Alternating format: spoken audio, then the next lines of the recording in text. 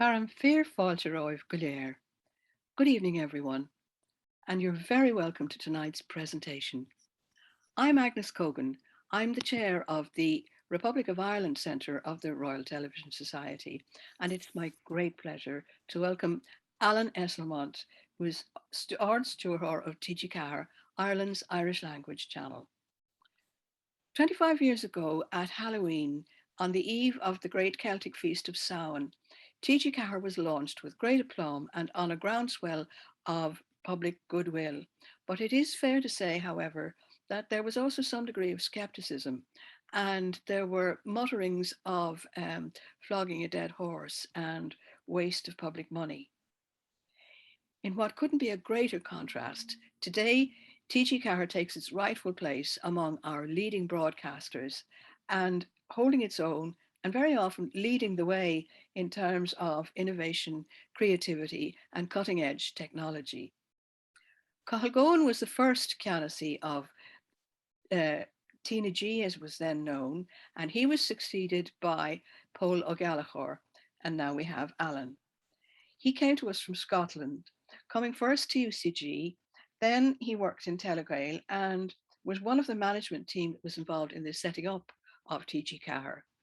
He left us to go to Scotland, and he helped to set up BBC Alba, which is Scotland's Gaelic language channel. But he returned to TG4 as Ard-Stiúrthóir in 2016. Among other things, he chairs the Celtic Media Festival and spearheaded the Cine Cahir partnership to develop Irish language films, resulting in 2 nominations for Oscars for the Oscar shortlist for international film.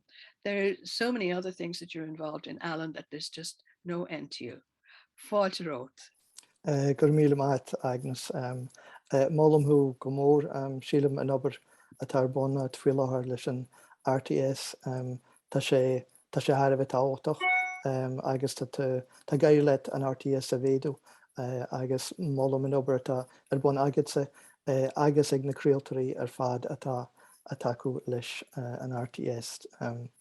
Thanks, Agnes. I think that under with you as chair, that the RTS has really come on very strong. I know there's big support from the broadcasters, and I would encourage everyone to support the work that the RTS are doing. Today I'm going to talk about TG4 and Beyond 25, and TG4 Beyond 25 in a world that's changed. It's a world of streamers and of social media. TG4 reached its 25th birthday on Ichahauna, the 31st of October 2021, in the long tail end of a global pandemic.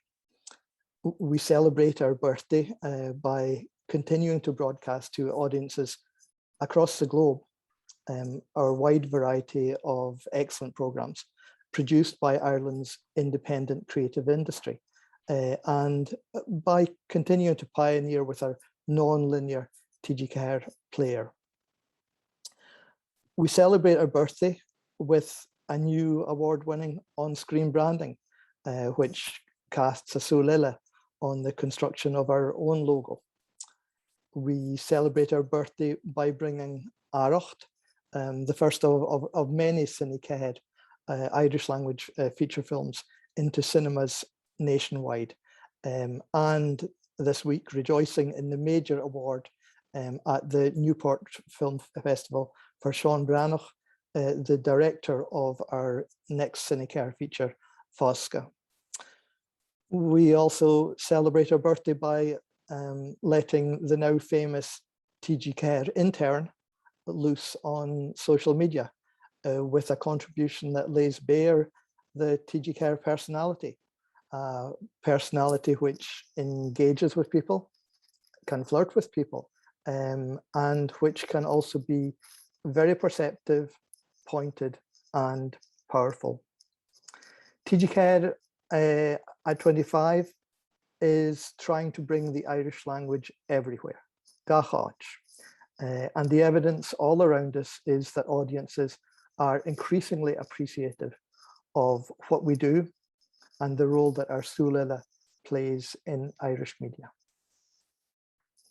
But we also celebrate our birthday by trying to create a conversation around the future and what the TG4 board calls our post-COVID vision, and around the reimagination of TG4's role, scale, and ranking in Ireland's public service media ecosystem.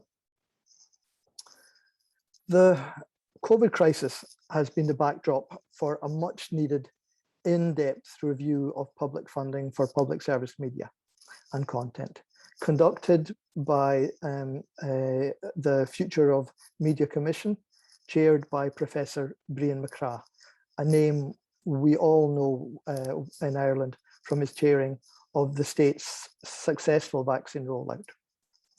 COVID lockdowns have been digital media's great accelerator, with the huge growth in uptake for video streaming and content sharing platforms. The coronavirus pandemic's new Zoom culture, and that's where we are, is also a time when Ireland's spatial strategy has become a question of great personal interest for many people as they try to reimagine a life in a less centralized Ireland.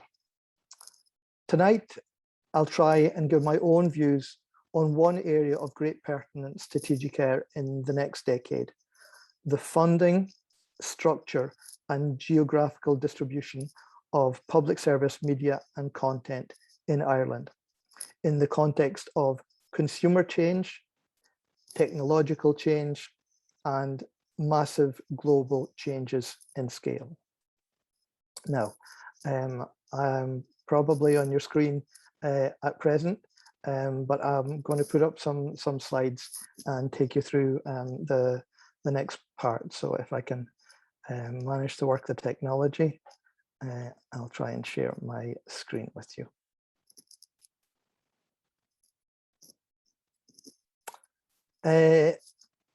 I'll begin. I wonder if that's, yeah. I'll begin with the words of someone who was born not far from myself. It was a straight-laced, fairly high-minded Scotsman, John Reith, who, as the first Director General of the BBC, established the concept of public service broadcasting in Britain, and that became widespread throughout Europe. But for Reith, the only way to keep media good was to keep its monopoly and not allow competition. In his evidence to the Beveridge Committee, Reith argued it was the brute force of monopoly that enabled the BBC to become what it did. If there is to be competition, it will be of cheapness and not of goodness. The usual disadvantages and dangers of monopoly do not apply to broadcasting. It is, in fact, a potent incentive. Indeed, from my point of view, Reith's monopolistic goodness vision was probably behind RTE's opposition to the introduction of unlicensed and then licensed independent radio in the 1980s, and then its opposition to independent television in the 1990s. It was also certainly behind RTE's attempts to stop TG4's independence in 2007, and I imagine behind their fight against the establishment in 2009 of the BAI contestable fund, Sound and Vision, funded through a portion of the television licence fee. But in 2021, does the public really want publicly funded content or public service media anymore? The UK's Ofcom statistics for audio video viewing in the UK for 2020 are very interesting. Broadcasting still just about commanding the greater share. However, when we look at growth, the lockdown jump in demand for subscription video on demand is very marked in 2020, 3 times the increase of broadcast. And when we break out the younger 16 to 34 demographic statistics, the joint share of non-broadcast platforms, especially SVOD and YouTube, is greater than broadcast. Thus, reaching young audiences is clearly one of the most pressing questions for all traditional broadcasters, including TG4. The audience is, or this audience at least, is also likely to show the least social solidarity towards paying for media that they do not consume. So, is there a case for public funding of media and content when UK and Irish consumers, especially young consumers, are very happy to subscribe to Netflix, Amazon Prime, and Disney Plus to ensure a wider variety and indeed a higher quality of content?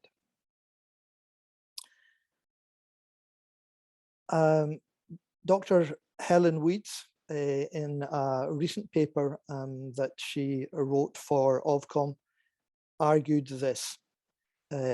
Market provision is now capable of providing a wide variety of high quality programming, meeting diverse consumer preferences. However, some caveats to this conclusion should be noted. First, evidence reviewed in this report, and that's the report that Dr. Helen Weeds wrote, suggests that minority, ethnic, and linguistic groups with distinct preferences may be underserved relative to the majority population. Secondly, while globalization increases the quantity and diversity of content available to each individual, and UK consumers also benefit when international demand stimulates UK production, it may lessen the focus on specific national and local interests. Professor Farrell Corcoran, in his submission to the Future of Media Commission, brings an Irish and European perspective to the question of public funding versus private competition in media. What Professor Corcoran says is, in all the debates about public service media, funding is the sticking point. The most common complaint across Europe is that public broadcasters are crowding out private broadcasters. Corcoran continues, research based on data from the European Audiovisual Observatory and the Reuters Institute for the Study of Journalism finds little support for the crowding out argument. Countries with well-funded public service media would be expected to have a relatively weak private media sector, but this isn't the case. In fact, there is evidence that the relationship between the two is characterized not by crowding out, but by market expansion and conditioning, bringing mutual commercial and public benefits as sectors compete for audiences. So what Professor Corcoran is saying is it's not actually crowding out, it's crowding in, and that public broadcasters can actually help shape markets in a very, very positive way. How is Ireland doing as far as public media funding? This is recent from the EBU, and Ireland's PSM funding, public service media funding, as a percentage of its GDP, for me, provides a clear picture of Ireland's lack of funding scale. As shown on the slide, Ireland is one of 3 countries in larger Western European markets in which PSM is underfunded relative to their respective economies. Ireland ranks in the bottom third of all EBU markets, with PSM funding amount to 0.11 of GDP. The EBU itself notes that Ireland's PSM funding as a proportion of GDP declined from 0.14% to 0.11% in just 5 years. And they commented on this, and they said that this was particularly worrying, namely where the trend in PSM funding appears totally disconnected from a country's economic growth. So where does that leave us now? For me, for Ireland, the risk of depending on the market, and especially the SVOD market, is starker than in the UK. Although it's difficult to be precise about the strategy that Netflix are using in Europe, it seems to be towards fully owned productions based on the large markets of the UK, Spain, France, Germany, and to a lesser extent, Italy. These are all large markets linguistically as well, making them more attractive globally. Irish media consumers clearly behave very much like UK media consumers and would seem as likely to subscribe to see The Crown or Bridgerton as their British counterparts. Thus, it seems a sensible commercial decision for Netflix or Amazon Prime or Disney Plus to invest in British stories and trust that the Irish will want to pay to watch them. Big stories told globally and linked to a nation state are very attractive to politicians because these stories are the source of soft power for the nation state. Thus, however incongruous, it was not surprising to me for Boris Johnson to include that great Brit, James Bond, in his climate action speech in Glasgow this week, as he sets out to enlist British screen heroes with global resonance to position Britain as a global leader for a global economy. Ireland also is no stranger to soft power, exemplified best in the modern era by the global phenomenon of Riverdance. However, at this post-Brexit juncture and the creation of an ever closer media alignment between Hollywood, New York, and London, the Irish state needs to be very aware of the impact of US and UK soft power on the culture and democracy of Ireland. That's the wider danger for Ireland. But what of the Irish language? Helen Weeds has pointed out in her Ofcom paper how minority linguistic groups will be underserved in this new media order. Technological and consumer changes in the media market and changes accelerated by the COVID-19 pandemic mean that Irish language media lacks scale and is at risk. The growth of highly resourced global streaming and media services in Ireland means a growth of highly resourced English language content. I really welcome the way that our world has begun to focus on the threats to its diversity and the implication of the erosion of that diversity. Ireland's biggest single contribution to global linguistic diversity has been its ability to pass its own language from generation to generation as the living language of homes and community.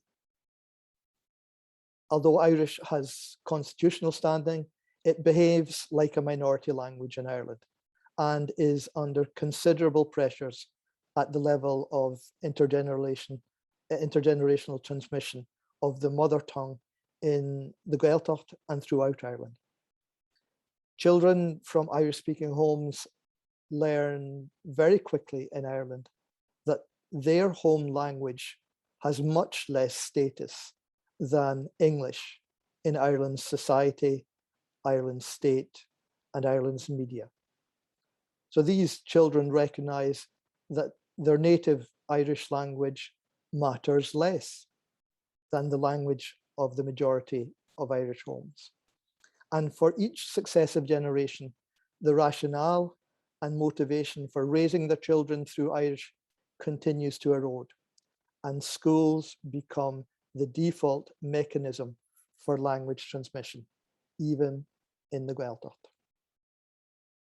When compared to the way Welsh is supported in Wales, the Irish state continues to display a clear lack of ambition for the Irish-speaking communities and for Irish language media.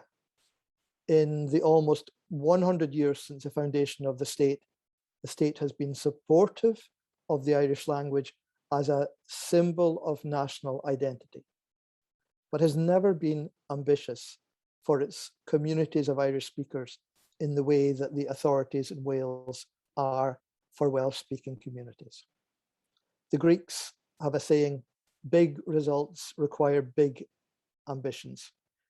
Growth in state support and funding for TG Care and other sectors of Irish language activity need to move from incremental growth on a very low baseline to transformational growth in order to establish a new sustainable baseline for one of our most uniquely precious national resources, the Irish language.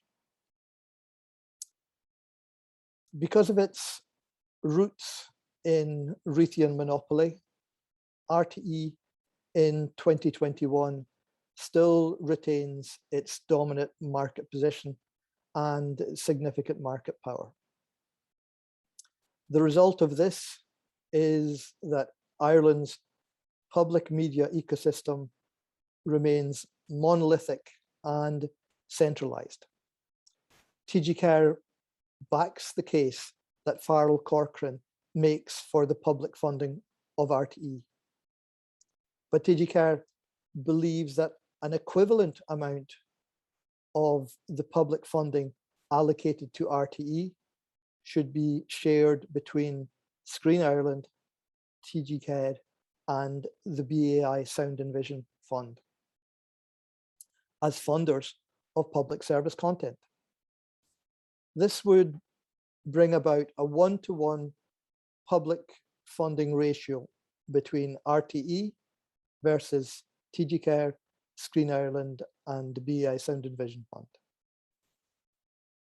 This level of funding will deliver sufficient scale for TG Care and a better balance, better diversity, better plurality in Ireland's PSM ecosystem.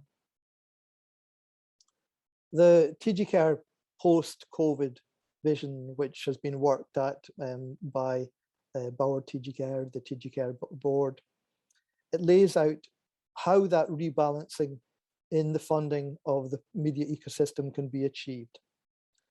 TG4's efficient publisher broadcaster model guarantees that 85% of the additional funding in 2025 will be spent with the independent production sector in Ireland, particularly in regional companies.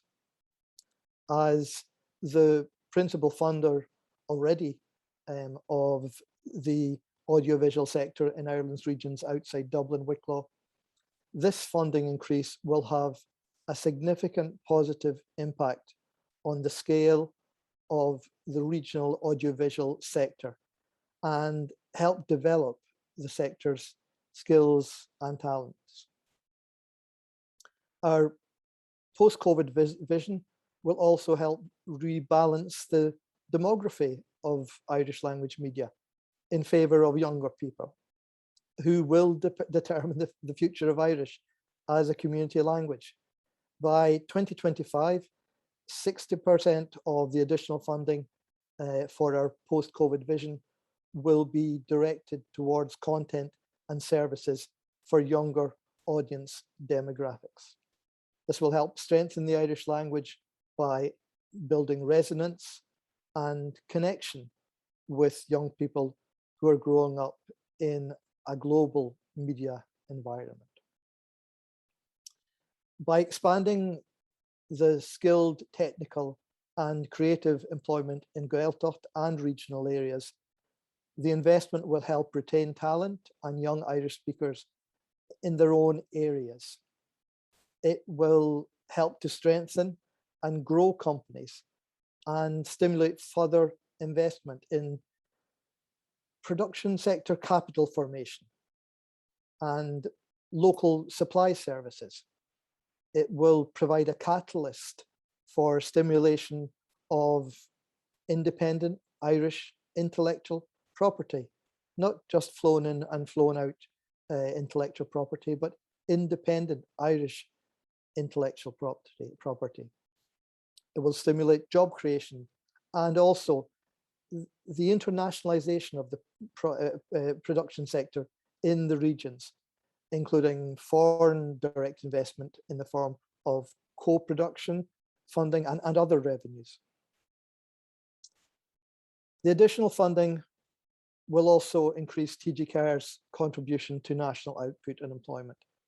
TG4's expenditures in the economy in 2025 are estimated to have a national jobs impact of around 1,600 full-time equivalent jobs, of which 1,400 will be regional. Media continues to be one of the most important unifying cultural forms. It influences how we think about and connect with each other and with the world around us. However, the growth in global internet technology and content conglomerates means that the Irish language media, already marginal, risks irrelevance if it is not resourced properly in the coming years. TG4 must have viable scale to maintain competitiveness and relevance and create connection and impact with audiences. We will in TG4 continue in our efforts to reimagine the role of TG4 and the status of the Irish language in the Gaeltacht and in wider Irish society. We believe that media and the arts play a central role in this reimagined vision. And despite the significant number of major global media services and intense competition, we believe that TG4 is needed more now than ever. Our unique purpose sets us apart, and we're a vital part of modern Ireland. TG4 demonstrably creates great value for Ireland, but we need the finance ministries of the Irish state to value that value and invest in a transformational manner in this key component of Ireland's public media and Ireland's linguistic identity. Gura míle maith agaibh. Now, Agnes, I think I can hand back to you.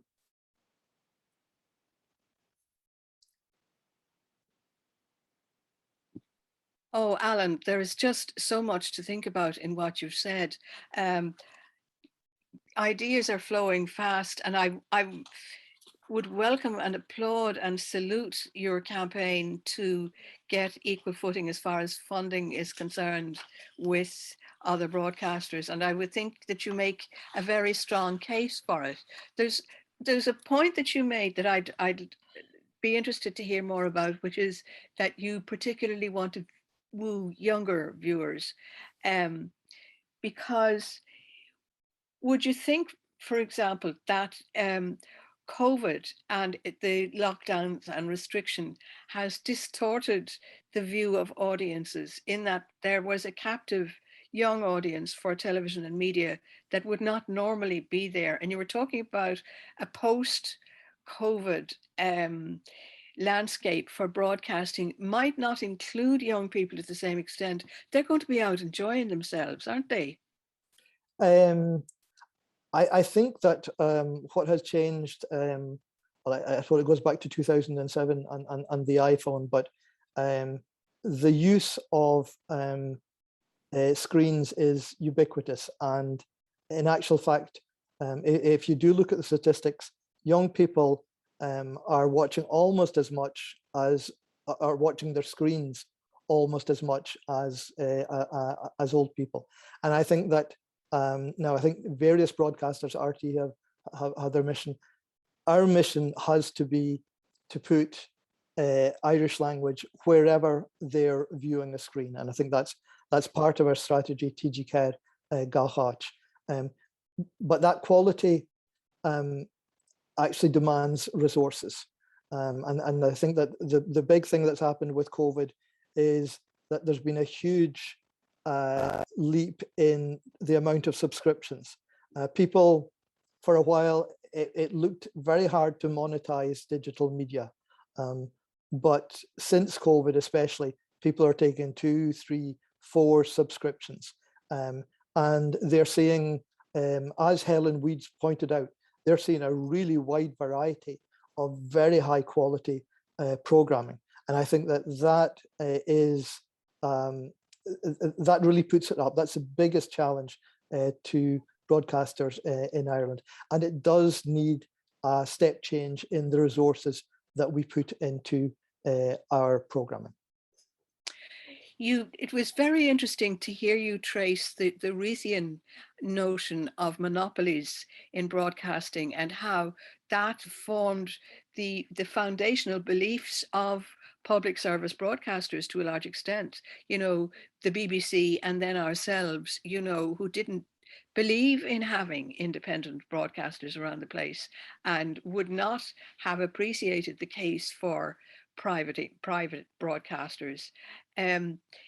I was very interested at the Cambridge Convention a short while ago to hear Channel 4, whom I greatly admire and who I think have many features in common with yourselves, make the case very strongly against the possible Tory government move towards the privatization of Channel 4. I would strongly agree with them on that. I think the public service broadcasting element is very important, and that may get lost in privatization. Would you agree with that? Yes, I mean, I think that there's a lot between ourselves and Channel 4. We're both set up on the same model.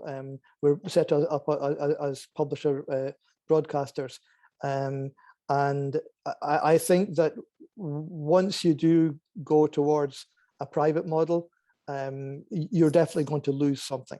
I think the big difference between Channel 4 and ourselves is our scale compared to Channel 4 scale is still tiny. To be very honest, we were set up at a government level. I don't think we were wanted, and a lot, as you've said yourself, a lot of people in RTE didn't want us. So we were set up with a level of funding that just got us on air and no more. Now, there have been incremental growth to that, but our baseline is very, very low, and that's why I'm asking at this point, and in the context of the review of public service broadcasting, I'm asking for a transformation in our funding to set a baseline, a new baseline that is correct for the future going forward. I was very interested to hear the case that Farrell Corcoran made, that increased independence and privatization did not force out public service broadcasting. In fact, he said the effect was the opposite. Would you? And I thought that was a very interesting point that he made. There's a question has come in from one of our viewers, Alan Daglon O'Hanlon says, Mr. Esslemont says Wales has a better attitude to its language, so why don't TG4 have a Welsh correspondent, or say a Scottish one? Actually, that's an interesting idea. Yeah, I mean, I think that I mean, part of our post-COVID vision is to build on our news gathering capacity, and I think that correspondence in the UK, but also in Europe, are something that we should have, but we don't have. So part of the vision that we have, it's not all about youth. There are eight various parts to the vision, but part of it is about building our capacity to do news and current affairs. So yeah, I think I would very much welcome that. And to your point on collaborating, and if we stay in Wales as well, so if you look at S4C, they have for many years, they've been well funded. They were set up in '82, and they were given the funding that the likes of Channel 4 or BBC would expect per hour.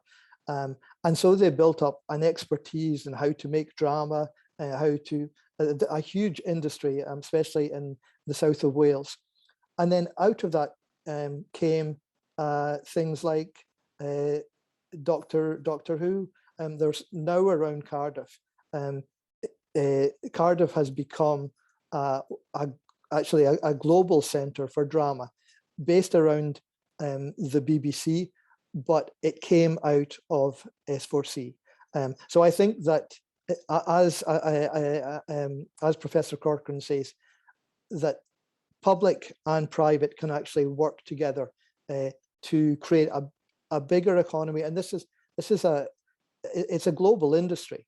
And if we both invest, we can have an excellent return for Irish storytelling. And I think that's the important thing.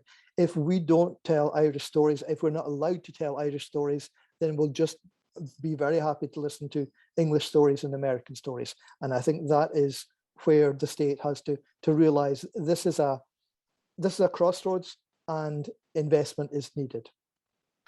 That's a very interesting point. The RTS, as you may know, did a seminar on globalism and drama last year. Well, no, it was before the lockdowns. It was about 2 years ago.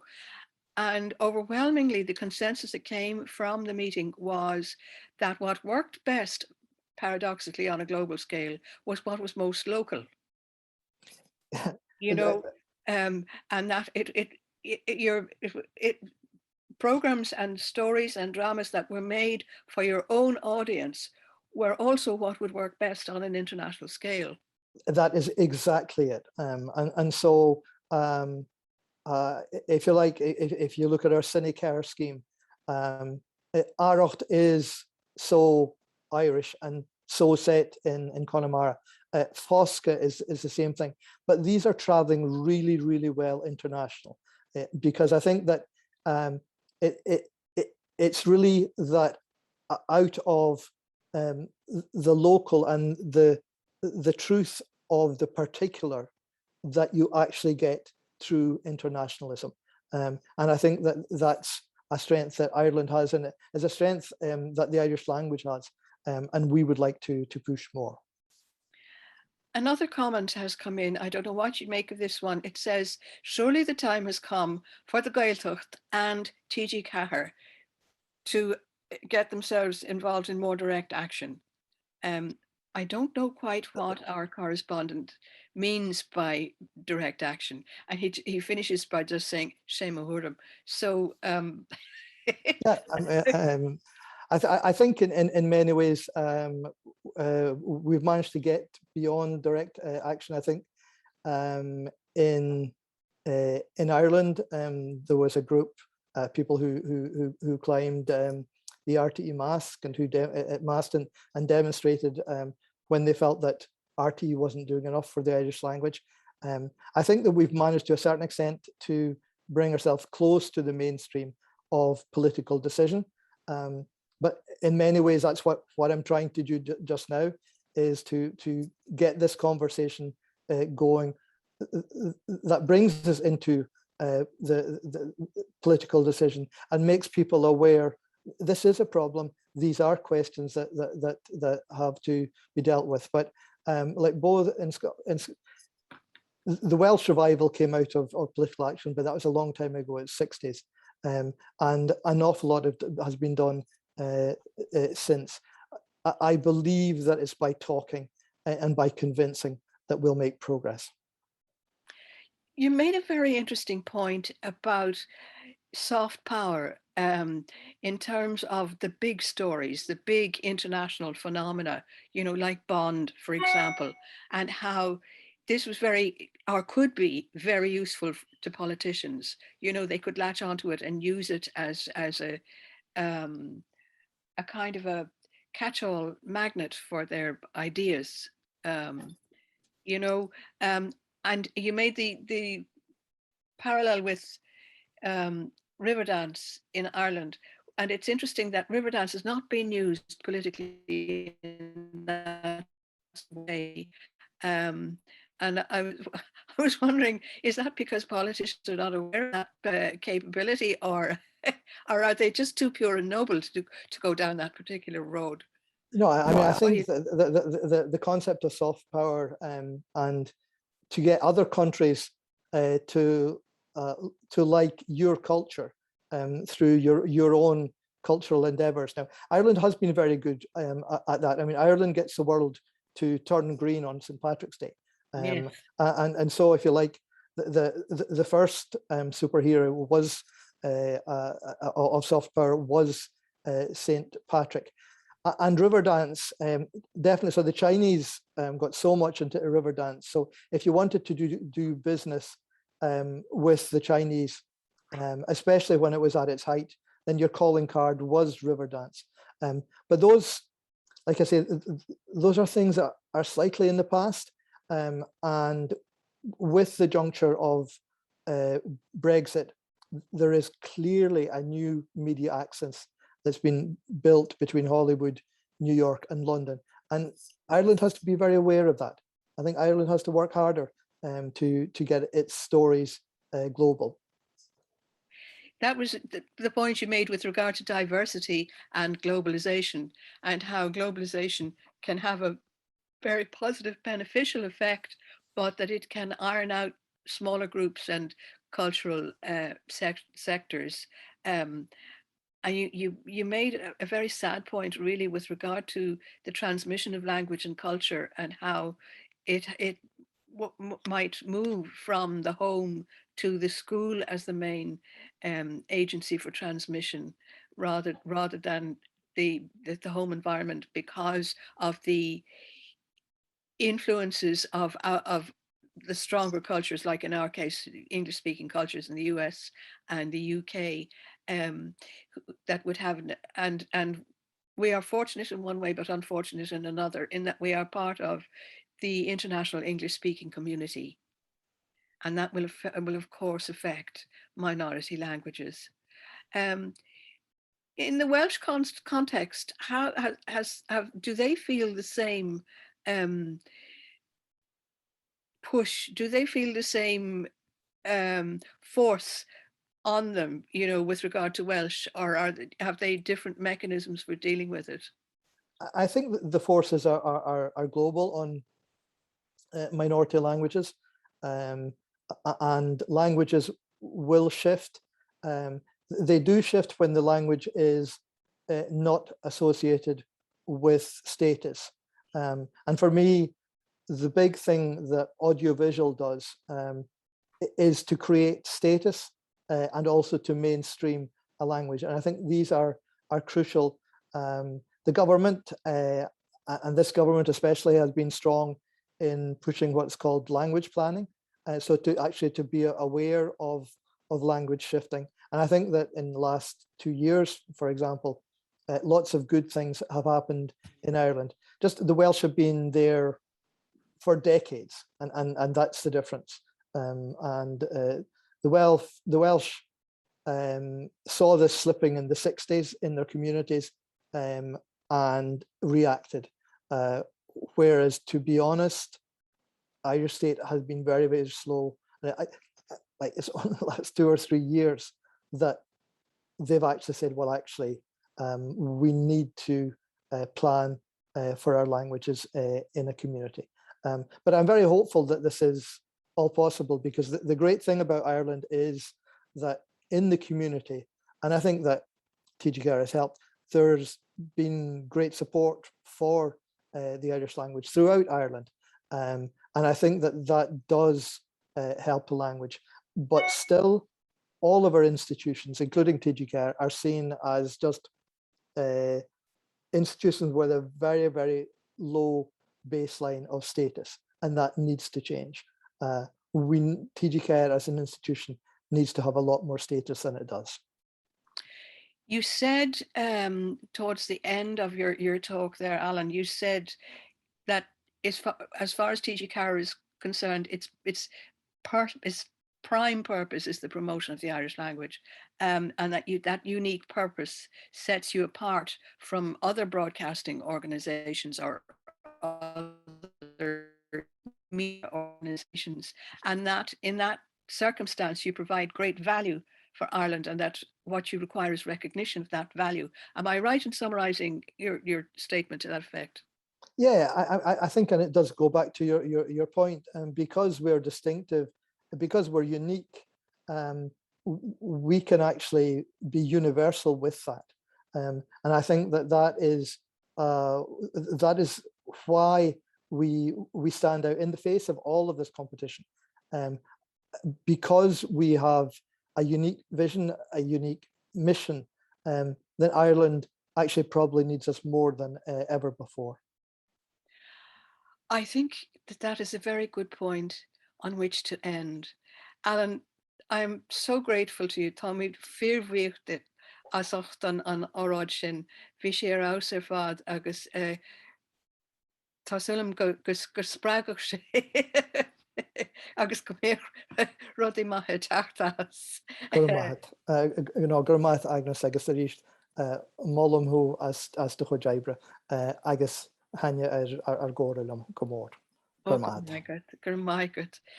We're very thankful to Alan for that wonderful and very, very stimulating talk. I think that it should give us all great food for thought, and not just for thought, but for action.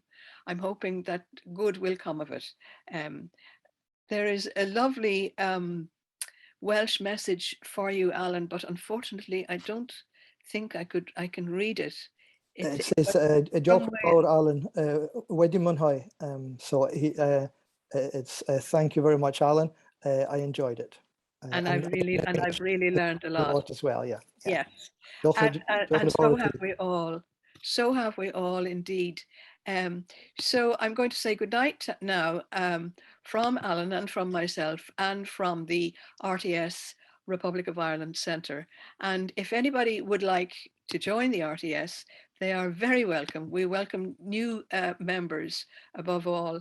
And we, in common with TG4, are particularly interested in younger members. Students can enroll for free, and we have a very attractive scheme called 30 under 30, which is anyone under 30 who wants to join can join for a nominal fee of £30 and its equivalent in euros per annum. So get your skates on and come on in. We've got lots of good things going. So good night, everyone, and thank you very much again. Ihoa, Karamagi. Ihiwa Galer.